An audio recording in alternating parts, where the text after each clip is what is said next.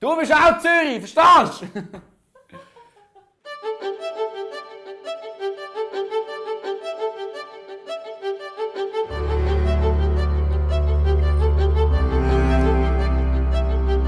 Ich bin Can und ich arbeite bei Watson. Heute beschwere ich mich über Zürich-Hate. Und ich trinke Prosecco.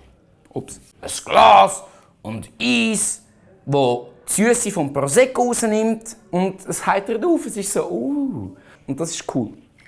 Cheers.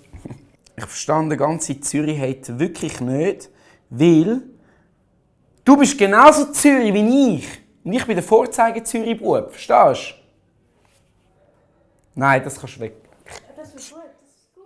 Wenn wir mal einen Zwischenshot nehmen, wir zwei. Zürich. Alle hassen Zürich, aber das verstehe ich nicht.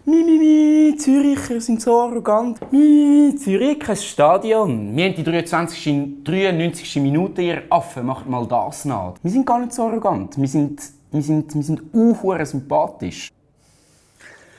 Du weißt, in Zürich, du hast so viele Wahlstadtzürcher. Die kommen aus überall und der Bartender der könnte genauso gut ein Berner Mädchen sein. Und das arme Berner Mädchen, einmal im Jahr geht es zurück und wird angefickt. Oh nein, du redest voll Zürichdeutsch, du hast das Berner sein, hast du voll abgelehnt. Irgendwie so, ich kann es voll nicht nachmachen. Das ist so, dann wird sie schizophren und dann findet sie so, was ist mein Zuhause? Wer bin ich? Wo gehe ich hin? Was ist meine Identität?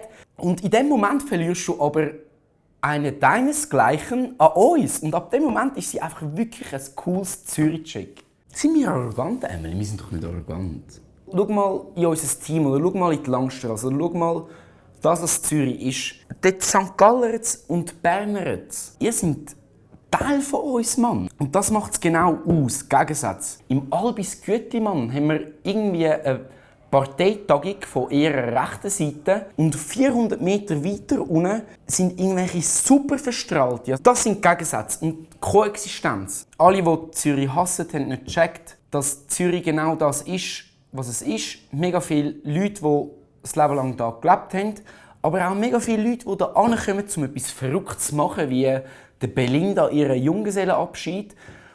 Und das ist meine Message, Mann. Wir in Zürich, wir sind nicht arrogant, wir sind mega offenherzig und wir nehmen alle. Du bist genauso Teil von der Stadt Zürich, wie ich es bin. Aber hör auf, uns als arrogant zu beschimpfen. Das ist Scheiße, Mutter. Wirklich. Nein, wirklich. Endlich sagt es mal jemand. Danke, Can.